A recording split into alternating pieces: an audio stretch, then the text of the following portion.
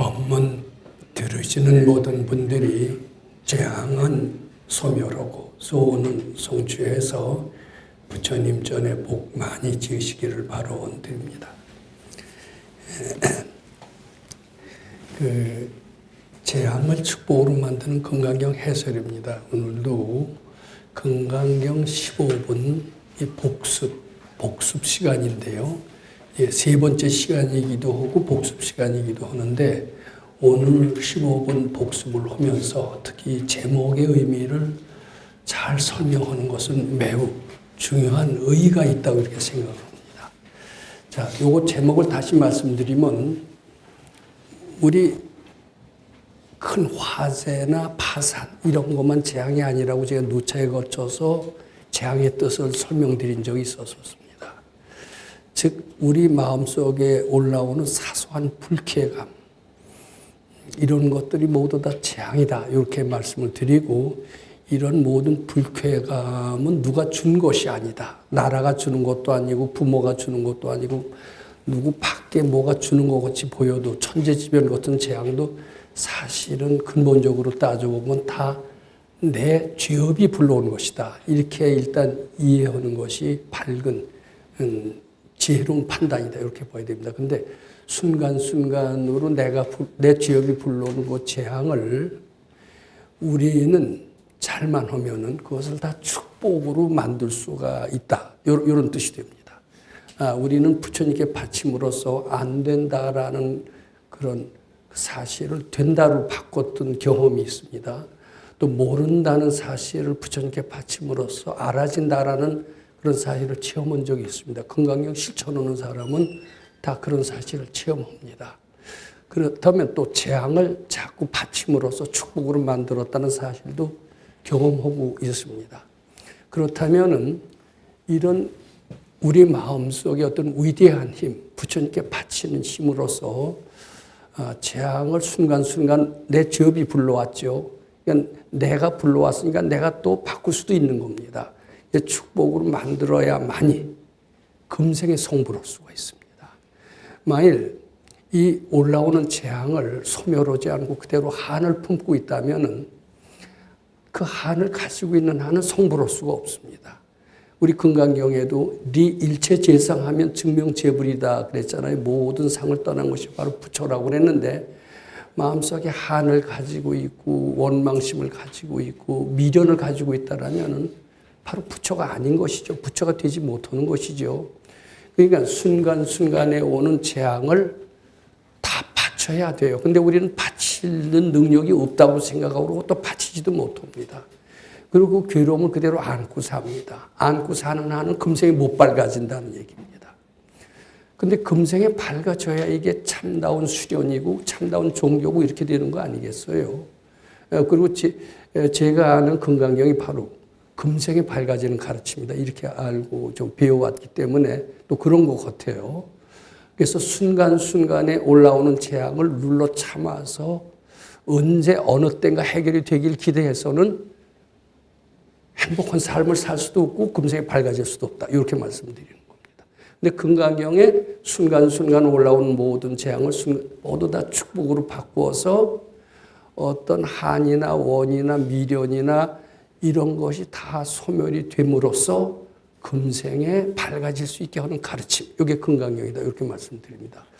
그래서 그런 우리가 관점에서 금강경 15분을 두 주에 걸쳐서 지금까지 강의를 제가 해왔습니다. 오늘은 이것을 다 복습하는 시간입니다. 그래서 일단 해석을 한번 좀 해보고요. 근데 그 15분이 어떻게 시작이 되느냐 하면 야교 선남자 선여인이 초일분에 이항하사 등신으로 보시하고 중일분에 부이항하사 등신으로 보시하고 후일분에 여기항하사 등신으로 보시 이렇게 시작이 되죠. 근데 여기 이제 선남자 선여인이라는 표현이 나옵니다. 선남자 선여.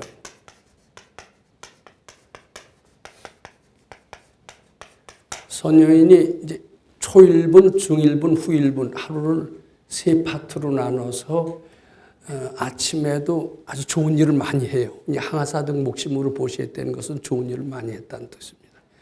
쉴 새 없이 또 좋은 일이 이어집니다. 점심 때도 그렇게 하고요. 저녁 때도 그렇게 해요.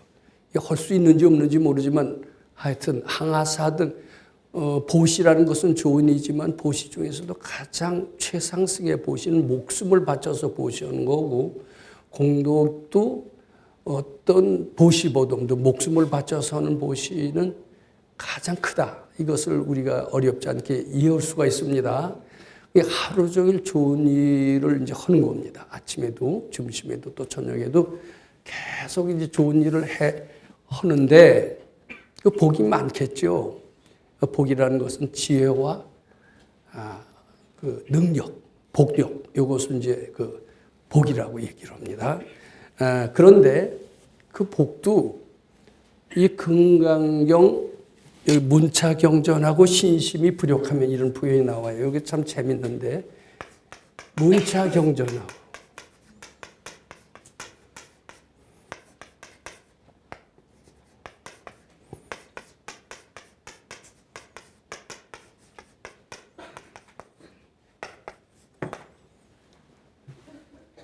이 금강경을 수지독서에서 깨달음을 얻으면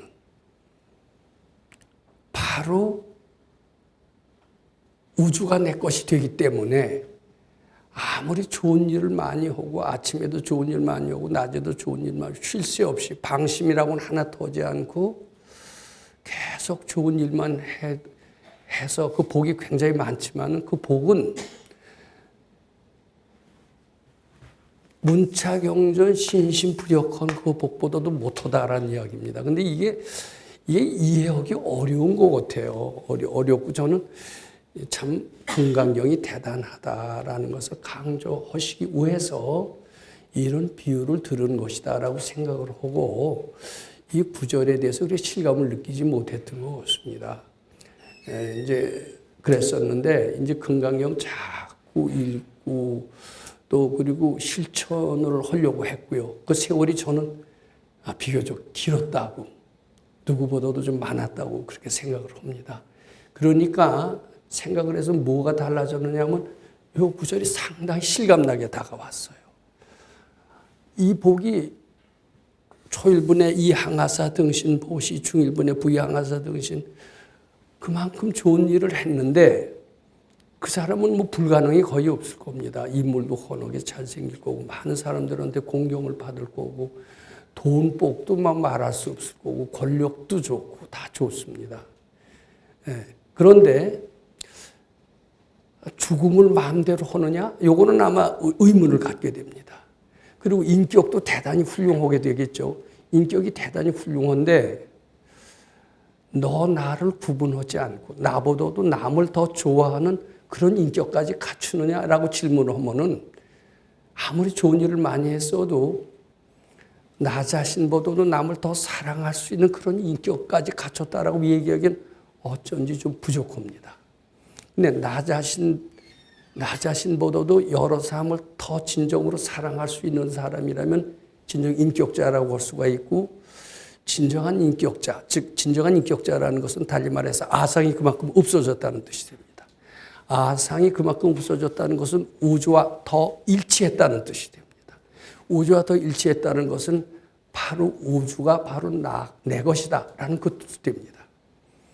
자, 즉 달리 말해서 초일분의 이 항아사 등신으로 보시고 중일분의 부위 항아사 등 이렇게 수많은 좋은 일을 하면은 인격적으로도 훌륭하고 도덕적으로도 훌륭하고 그리고 지혜와 능력, 복덕이 아주 차고 정말 넘치는 참 많은 사람의 존경을 받고 그렇습니다. 뭐 더 이상 바랄 것이 없죠. 그 복이 대단한데 그보다도 더 복 많이 치는 그런 경지가 있더라는 겁니다. 그 경지는 어떤 경지냐면 더 훌륭한 인격을 갖추면 바로 내가 우주가 나가 되고 내가 바로 좋은 물주가 되는데 아무리 복 많은 사람이라 하더라도 그 복은 좋은 물주의 복보다는 어떻습니까? 못하다고 한다는 것은 우리 어렵지 않게 알 수가 있습니다. 그럼 바로 금강경이라는 것은 뭐냐 하면은 아상이라는 것이 나라는 것이 본래 없음을 깨우쳐서 내가 바로 없어지는 가르침을 실현하는 것이 바로 건강경 가르침입니다. 근데 우리는 내가 꼭 있는 것 같아요. 우선 불쾌하는 것을 느끼는 것은 내가 있다는 뜻이 됩니다. 그리고 이 꼬집어서 아프면은 내가 있다는 뜻이 됩니다. 누가 나한테 돈을 뺏어갔다 그러면 저 사기꾼 도둑놈하고 원망하는 마음이 있습니다. 이건 내가 있다는 뜻이 됩니다. 또 그리고 내가 있을 필요를 느낍니다. 내가 있을 필요가 있어야 나를 보호해야 내가 살 수 있지. 남이 나한테 의해를 가하고 사기를 치고 못된 짓을 했을 때 그것을 내가 방어하지 않는다면 나는 살 수 없을 것이다 이렇게 생각을 합니다. 그것을 몸뚱이 착이라고 하기도 하고 아상이라고 합니다. 아상이 있어야 우리는 살 수 있다라고 생각합니다. 그런데 그렇게 생각하는 것 자체가 부처님이 보시기에는 굉장히 지혜가 없다고 생각합니다. 아상이 많기 때문에 그런 생각을 한다 이렇게 생각을 합니다. 아상을 자꾸 없애봐라. 자꾸 없애보면은 이 세상을 살기 어려운 게 아니라 훨씬 더 즐겁고 그리고 재미있고 그리고 심지어는 이 세상이 모두 다 네 거인 줄 알 정도로 너는 대단한 존재임을 알게 될 것이다. 이렇게 얘기를 합니다. 우리의 사고방식하고는 많이 틀리죠. 바로 이제 문차경전 신신무력이라는 것은 초일분의 이 항아사 등신으로 보시오 또 주일분에 이렇게 해서 좋은 일을 해서 그 복이 얼마나 임금의 복보다도 훨씬 많고 다 좋지만은 이 금강경을 읽고 신신무력한 복은 바로 우주와 내가 둘이 아니다. 왜냐하면 아상이 착각이고 본래 없음을 알아지는 그런 가르침이기 때문에. 그러니까 그 복은 조물주의 복이고 조물주의 복은 당연히 많다. 이렇게 이제 이해하시면 됩니다. 자, 그래서 바로 이게 성불하는 길입니다. 내가 바로 조물주다. 이게 성불입니다. 무여열반에 들어가는 겁니다. 근데 여기 굉장히 중요해요. 그러면은 무여열반이 있는가 하면 또 유여열반이라는 것도 있는가 봐요. 내가 조물주라고 알고 이 세상을 좌지우지하고 물론 거기에는 죽음이라는 것도 본래 없습니다. 물질은 내가 마음대로 가지고 싶은 대로 가질 수 있고 여의주가 한 개가 아니라 몇십 개가 될 수도 있고요. 그러니까 그건 그대로 나 이상은 없어요. 천상천하 유아독존 이런 경지에 오르는 겁니다. 이게 바로 성불하는 겁니다. 언제 성불하냐? 먼 훗날이 아니야. 바로 이때 할 수 있다. 이게 바로 금강경의 정신이다라는 겁니다. 내생에 된다. 또 언젠가 알 수 없이 된다. 아무리 보기만 해도 내생이 된다라면 그것은 그림의 떡과 똑같은 겁니다. 금생이 과연 될까? 우리는 그걸 믿질 못합니다. 근데 저는 이제 금강경을 자꾸 하는 대로 해봤더니요. 조금 이해가 돼요. 되고 이걸 설명할 수가 있는 겁니다. 그래서 금생에 밝아지는 가르침. 이게 바로 금강경입니다. 근데 대개 그럼 금생에 밝아지지 않는 가르침도 있느냐? 대개 다 금생에 밝아지지 않는 가르침을 얘기하고 있습니다. 금생에 밝아질 수 있는 가르침은 오로지 금강경에서 나오고 요 금강경에서 뭐가 나오느냐 하면 선불교가 나와요. 우리나라 간화선, 조사선 하는 것은 바로 금강경의 뿌리를 두었고 우리 조계종의 소유경전이 금강경이라는 것은 바로 선불교, 금생에 밝아지는 가르침이라는 데서 비롯됐다. 그래서 태고종, 조계종 다 소유경전이 금강경으로 되어 있습니다. 선불교는 그리고 이것은 너와 나가 둘이 아니라는 대승정신에서 비롯됐기 때문에 우리나라 선불교는 대승불교이며 또 금생에 밝아지는 돈교며 그 근본은 금강경에 있다. 그래서 조계종에도 소위경전이 조계종은 선불교 하는 데 아니에요. 선불교 하는 데고 소위경전이 금강경으로 되어 있습니다. 그런데 금강경으로 되어 있는데 금강경을 실천하지 않고 화두 참고해서 대신심, 대의심, 대분심으로 화두만 답하면 금생에 견성성불한다. 그건 맞아요. 다 똑같은데 거기 하나 부족한 것은 금강경을 소위경전으로 하면서 건강경을 신해 행정을 하지 않는다는 점에서 약간 의문을 가질 수가 있습니다. 또 달리 말해서 지금 조계 중에서도 화두 참고해서 금생의 견성성불 한다는 그것은 맞지만은 고전의 건강경을 신의 행정으로서 보충한다면 얼마나 좋았을까. 그것이 꼭 보충이 돼야 된다는 것이 제 생각이기도 하다. 이 말씀을 갖춰서 드립니다. 그럼 이 건강경 오늘 복습하는 날입니다. 복습하는데 사람의 종류에 4가지가 등장합니다. 하나는 뭐가 등장하느냐면 요 진라중에 양락소법자라는 게 등장해요. 양락소법자. 요 건강에 보면 양락소법자는 이런 표현이 나오죠. 착, 악연, 인견, 중생연, 수작연일세, 즉오차격의 불능청수동상의 위인해설이니라. 이 건강경 처음에 열심히 하다가 공부가 잘 돼요. 대개 여기서도 건강경 주경야선 가행정진 할 때 우리 100일만 한번 해보세요 이러죠. 그럼 처음에 한 달은 잘 되는 사람이 있습니다. 야, 건강경이야말로 살 길이다. 건강경 하니까 이렇게 몸도 좋아지고 마음도 유쾌하고 환희심이 나서 얘 100일 하면 내가 한 소식 하겠다 이렇게 되는 사람이 있습니다. 근데 이상하게 한 달쯤 지나게 되면요. 슬슬 처음에 좋았던 그 컨디션이 점점 떨어지는 수가 있어요. 그리고 다른 사람이 보니까 의심을 해. 너 그렇게 해봐도 처음엔 다 그래. 조금 있으면 다 중간에 시시부지하고 떨어지고 이렇게 돼. 그 말을 들으니까 또 진짜 그렇게 되는 것 같아요. 그래서 결국은 그걸 오래 하지 못하고 관두는 수가 참 많습니다. 저도 그 비슷한 종류 중에 하나였는지도 모릅니다. 그래서 이게 양락소법자가 될 공산이 굉장히 많아요.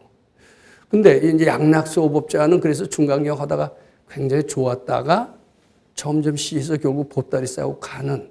그래서 결국은 그 결실의 맛을 보지 못하고 도중하차, 중도하차하는 사람을 양락소법자라고 합니다.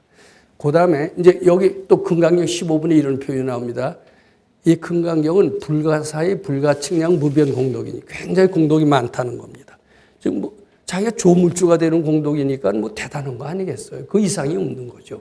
그러니까 불가사의 불가측량 무변공덕이 이렇게 얘기를 하는 겁니다. 자, 그러면서 그 뒤에 표현이 뭐냐면 이 경은 아무나 하는 게 아니다. 대승자나 최상승자라는 단어가 처음 튀어나옵니다. 그러니까 여기 양락소법자가 나오고 대승자가 나오고 또 최상승자가 나옵니다. 자, 세 부류의 종류가 사람이 등장합니다. 그러면은 이제 야교 선남자 선녀인이 초일분의 이항하사 등신으로 보시하고 중일분의 부이항하사 등신으로 보시하고 후일분의 여기항하사 등신으로 이런 표현이 나오죠. 이제 그 앞에 선남자 선녀인은 양락소법자냐 대승자냐 최상승자냐 이제 요것을 한번 우리가 검토해 볼 필요가 있습니다. 요것은 물론 아닙니다. 그렇다고 요것도 아닌 것 같아요. 그래서 초일분의 이항하사 등신으로 보시하고 이렇게 해도 건강에 신신부족한 것보다 그 복이 작은 것을 하는 그 사람은 소승자로 봐야 됩니다. 소승자. 이 건강경 15분에는 이 4부류의 사람이 나와 있다 이렇게 봐야 됩니다. 그리고 초일분의 이항하사 등신으로 보시하고 중일분의 부이항하사 등신으로 보시하고 후일분의 여기항하사 등신으로 보시온 그 말씀을 하신 그 대상은 어떤 사람이냐면 바로 소승자다 이런 뜻입니다. 소승자가 아무리 좋은 일을 해도 대승자가 되기 어렵다 이런 뜻도 포함되어 있습니다. 우리 속담에 이런 말이 있습니다. 3살 버릇 80까지 간다. 저는 이 말을 안 믿었어요. 그리고 사람은 잘만 하면은 자기 운명을 바꿀 수 있다라고 생각을 했습니다. 마음 잡고 열심히 하면은 개과천선도 가능하다 이렇게 생각을 했습니다. 기독교인들 중에는 마음 잡고 술, 담배 다 끊고 그리고 바람둥이 노릇을 하다가도 바람둥이 마음을 딱 끊고 그랬던 사람들이 굉장히 많습니다. 근데 그 일생을 조명해 봐야 됩니다. 일생을 딱 조명해 보면 말년에 가서는요, 다 본색이 다 드러나요. 술, 담배 다 하고 여자 좋아하고 뭐 그랬던 사례가 있습니다. 벌써 돌아가신 지 오래됐기 때문에 그분을 실명을 거론해도 좋습니다만은 이북에 오산학교라고 있었습니다. 오산학교를 누가 만들었냐면 남강 이승훈 선생이라고 하는 분이 만들었습니다. 근데 그분은 본래 기독교 신앙이 아니었는데 아마 도산 안창호 선생이 도덕실한 기독교 신자고 그 연대에서 이제 그 기독교의 이제 가르침을 듣고 아주 깊이 감명을 해서 술, 담배 다 끊고 아주 그 부인도 며칠 거느리는 이제 그렇던 사람인데 그 다 끊고 자기 부자였어요. 그 다 해서 오산학교라는 것을 만들어서 민족의 뭐 요람 거기서 많은 인재를 키워냈던 아주 훌륭한 사람입니다. 그래서 그 일을 한때 이제 성자하고 이렇게 이제 많이 추앙을 했는데 이제 그가 결국은 말년에 가서 보니까 다 옛날 습관이 다 나왔어요. 자, 그러면 처음만 보면 그 사람은 대승자가 없고 최상승자가 없습니다. 근데 일생을 딱 조명해 보면 어때요? 결국 양락소법자라고 밖에 놓을 수가 없습니다. 원점으로 되돌아가는 겁니다.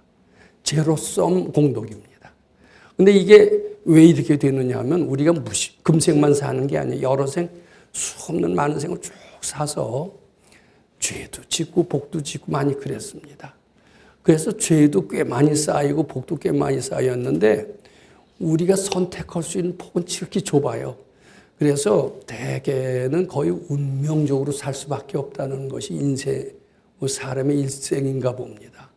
그래서 3살 버릇 8가지 하고 결국은 그 나쁜 사람은 계속 결국 개과천선에서 달라지는 경우를 보지 못합니다. 여기 결혼하셔서 바깥으로 놓고 살지만은 그이가 싹 달라졌다. 성자로 달라졌다. 또 애들 키우지만은 어렸을 때는 장래성이 없대 싹 달라졌다. 놀랄 만큼 달라졌다.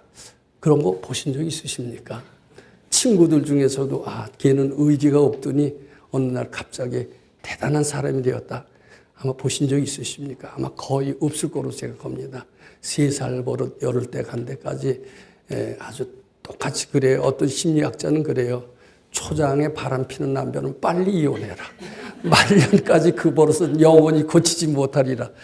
저는 그 말을 안 믿었던 편이었습니다. 근데 제가 벌써 나이도 꽤 먹고 많은 사람을 경험해 보고 이러니까 될성부른 떡잎부터 알아본다는 그 말은 아주 틀림없는 진실이고 사람이 바뀐다는 것은 아주 힘든 일인데 심지어는요. 이 도인 밑에서 무시무시한 호령을 듣고 꾸중을 맞고 매도 맞고 이래도요. 결국은 그것을 크게 바꾸지 못하고 조금은 바꾸더라고요. 아마 그래도 도인 밑에서 공부하고 이랬던 것은 안 했던 것보다는 썩 나을 것 같습니다. 자, 그래서 사실은 거의 양락소법자는 일생을 양락소법자로 지내게 됩니다. 또 대승자는 타고날 때부터 속이 넓고 잘 베풀어주고 이런 사람들은 거의 일생을 대승자로 삽니다. 최상승자 마찬가지로 삽니다. 소승자는 역시 말년까지 소승자입니다. 근데 소승자에 대해서 설명을 하겠어요.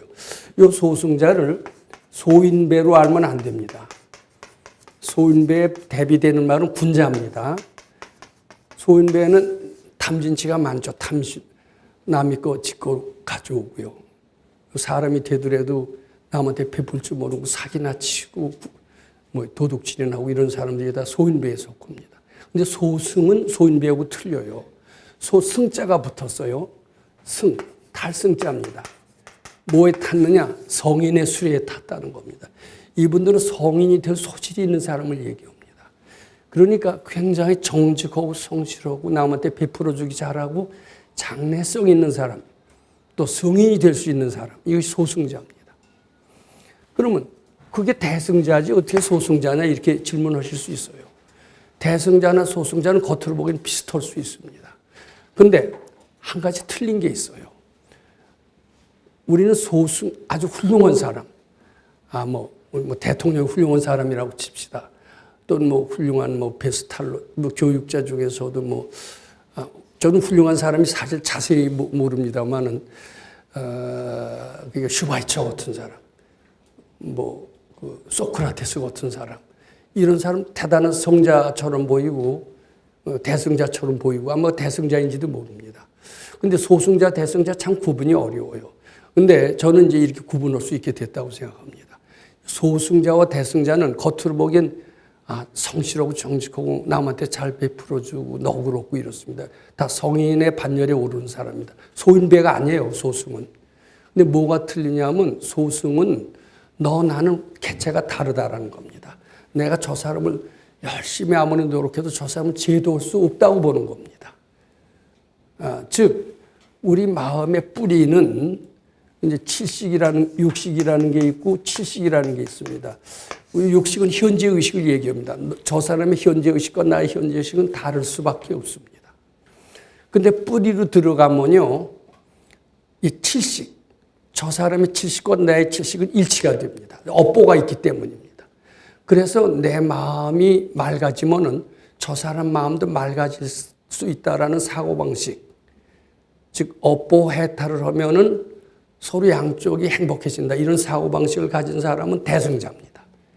일체 유심조의 사고방식을 가진 사람은 대승자입니다.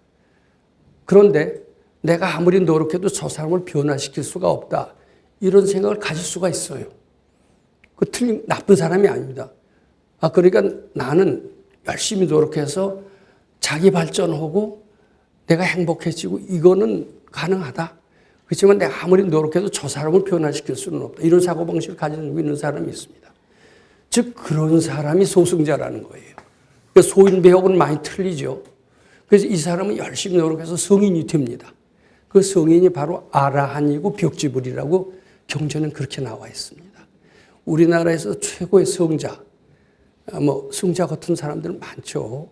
어때요? 우리 고려 말에 정몽주 선생 같으니, 또 황희정, 다 유교의 성자들은 다 이런 소승인에 속한다라고 봐야 됩니다. 그런데 이제 불교의 승인은 유교의 승인하고 좀 틀려요. 내가 잘하면 너를 구원할 수 있다. 이런 생각을 가지게 됩니다. 네 마음과 내 마음은 다른 것 같아도 뿌리가 하나다. 이렇게 생각할 수 있으면은 바로 그것이 일체 유심조의 진리를 깨친 사람이랑 똑같습니다. 그렇게 생각하는 사람은 바로 대승자라는 거예요. 그럼 어떤 사람이 더 지혜로운 사람이냐? 이제 부처님이 보시기에는 금생의 성부는 너와 나가 각각 개체가 다르고 내가 아무리 노력해도 너를 변화시킬 수 없다. 이런 사고방식을 갖고서는 금생의 성부할 수 없다. 즉 소승자는 최고해야 아라한이나 되고 벽지불이나 되지 부처가 되지는 못한다. 이렇게 보는 것 같습니다. 제가 이제 공부한 바에 의하면. 그런데 대승자는요, 다 겉으로 보기엔 똑같아. 아주 훌륭하고 점잖고 대단한데 자기 노력을 잘하면 상대를 변화시킬 수 있다는 겁니다. 보살 정신을 가지고 있고 구세주 정신을 가지고 있고 희생 정신을 가질 수 있고 살신 성인의 정신을 가질 수 있다. 이게 대승자의 마음입니다. 이 대승자가 되어야만이 금생이 밝아질 수 있다. 이게 바로 금강경 정신입니다. 그래서 이 금강경을 대승의 시초다. 그래서 이 금강경을요, 대승시교라고 그럽니다.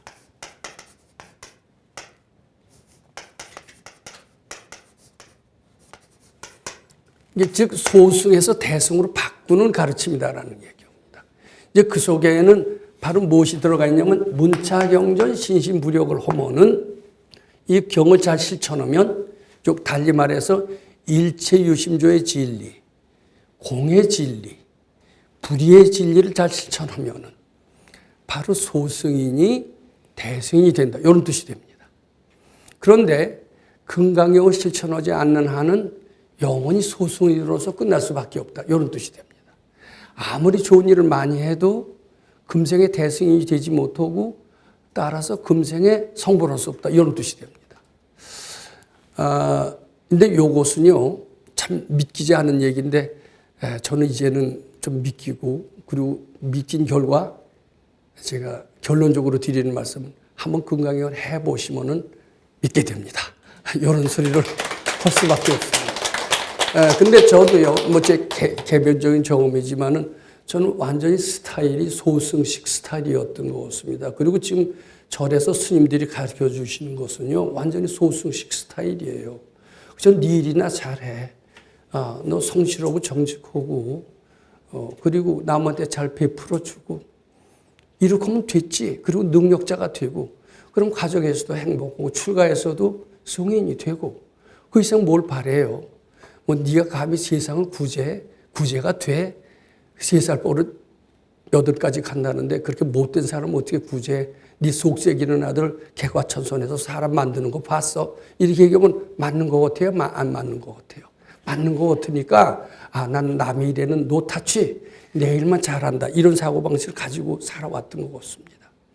그래서 저는 완전히 소승인이었어요. 근데 소승인이 어떻게 해서 바뀌게 됐느냐 하면 금강경을 꽤 했는데도 죄송합니다. 금강경을 꽤 했는데도 계속 소승인이었었어요. 그러니까 금강경을 알고 봤더니 입으로만 한 거예요. 말로만 한 거예요. 진짜 하지 않았었어요. 근데 언젠가부터인가 제가 금강경을 하면서 동시에 몸으로도 부처님전에 복지는 걸 했습니다. 그게 바로 무료급식이었던 것 같습니다. 이 무료급식을 제가 60부터 시작을 했는데 이 무료급식을 하니까 새 세계가 전개되는 것 같더라고요. 그때 비로소 물론 금강경도 읽으면서 무료급식을 했습니다. 근데 그전에는 금강경을 읽고 한다고 했지만 입으로만 했던 것 같습니다. 실제로 몸으로 했던 것 같지가 않아요. 근데 금강경을 하면서 무료급식을 한다는 것은 몸으로 했다라는 뜻이 되고 바로 문차경전 신신부력했다는 뜻이 됩니다. 근데 몸으로 하니까요. 그때 금강경이 참뜻이 알아지고 대승정신이 무엇인가를 알아지고 바로 주는 것이 받는 것이다라는 것을 알아지고 모든 사람을 위해서 기도하는 것이 바로 내가 가장 잘되는 길이다라는 것도 알아지게 됐던 것 같습니다. 그리고 착한 일을 하는 것이 손해가 아니라 착한 일을 하고 남한테 베푸는 것이 가장 잘 사는 길이라는 것도 알아졌습니다. 이것이 바로 대승정신인데 그전에는 그걸 몰랐던 거예요. 그저 금강경만 잘 읽으면 금강경은 대승정신이라고 하니까 그저 근데 지금 한국 불교는요 거의 다 제가 알기로는 선불교고 이렇게 됩니다. 선불교고 대승불교고 이렇게 되지만은 절대로 이게 제가 아는 한국 불교는 그 대승불교가 못 되고 소승불교였던 것 같습니다. 즉 포교라는 것보다도 개인의 내가 어떻게 그 포교를 하느냐. 포교도 내가 깨친 뒤에 해야 된다. 근데 깨친 뒤에 하는 게 아니더라고요. 깨치기 전부터 나를 모든 사람을 위해서 희생하고 던지는 정신이 있으면요. 상대로 움직일 수 있다는 것을 알게 됐어요. 저는 그때 한때 소승정신을 가질 때는 남을 구제한다는 것은 어리석은 일이다. 내가 나를 구제하지 못하는데 남을 어떻게 구제하느냐. 뭐 이런 생각을 가지고 있었고 따라서 구제라는 것 자체는 불가능한 일이다. 그래서 내 마음 닿게만 급급했던 것 같습니다. 근데 이제 그 무료급식도 이제 뭐 제가 하려고 그래서 한 게 우리 밝은 스승께서 시키셔서 했더니 역시 몸으로 해야 됩니다. 몸으로 하니까 내가 꼭 깨치지 않았어도요. 일단 부처님 마음이 돼보자. 어떤 어려움이 있을 때 부처님이라면 어떻게 하셨을까 그렇게 하면서 그럼 부처님이시라면은 베풀려고 할 거고 사랑하려고 할 거고 그리고 상대편의 입장에 대해서 역지사지하려는 그런 마음을 가지게 될 것이다. 이렇게 하고 보니까 부처님의 금강경전이 이해가 되고 공의 진리가 이해가 되고 그리고 대승정신이 뭔가를 이해가 되면서 그대로 아주 별천지세계를 전 경험했던 것 같습니다. 저는 그전에는 일체세간 천인아수라가 개음공양이라는 그런 것을 이해할 수가 없었습니다. 어떻게 내가 다른 사람 마음을 움직여서 다른 사람으로 하여금 모든 사람으로 하여금 나를 찬양하고 예찬하고 받들어 모시는 일이 있을까? 있을 수 없다고 생각을 했던 것 같습니다. 근데 실제로 제가 금강경만 읽고 어떻게 보면 입으로만 했을 때는 그것을 실감하지 못하다가 실제로 무료급식이라는 것을 그것도 그냥 1, 2년 한 게 아닙니다. 3년만 한 것도 아닙니다. 3년만 했어? 아니요, 더 올려. 몇 년? 10년. 10년 해서 더 올려. 10년 이상 했습니다. 그랬더니 느낌이 달라요. 아, 이게 불의의 정신, 공의 정신이 바로 무료급식에서부터 나왔구나 이렇게 하면서 금강에 참듯이 알아지고, 아, 이렇게 된다면은 바로 죄 많은 사람도 금생에 성불할 수 있겠구나 이런 것을 이해하게 됐던 거면서 15분이 이해가 됐던 겁니다. 아, 저는 그 전에 이제 그러면서 금강경을 동시에 하면서 이 본능이라는 것은 영원히 없어지지 않는 것으로 생각을 했습니다. 어때요? 잠, 음식, 식탐, 애욕, 이거 본능 아니에요? 이건 본능이기 때문에 영원히 없어지지 않는 것으로 이렇게 생각을 했습니다.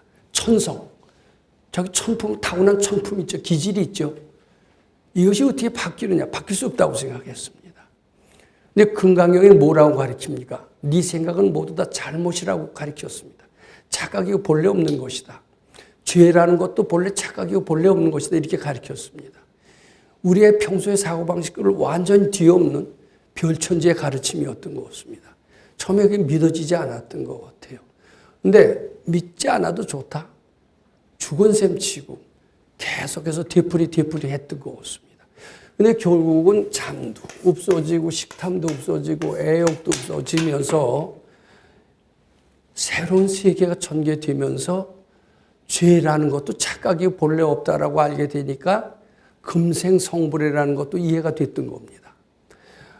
죄가 착각이고 본래 없을 때 바로 우리는 아상을 소멸할 수가 있고 아상을 소멸함으로써 부처님의 세계와 나와 둘이 아닌 것을 공감할 수가 있습니다. 바로 천지동군 만물일체라는 말이 있잖아요. 천지동군.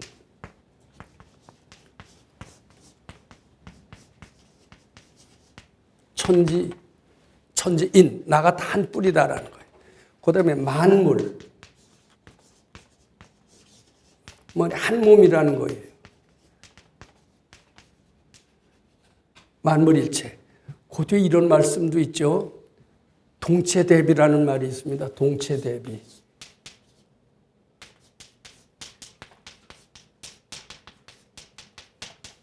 내 마음이 부처님 마음처럼 넓어지면요. 저 사람이 그저 나와 하나도 다르지 않게 느껴져요. 그래서 다 사랑하게 된다는 거예요.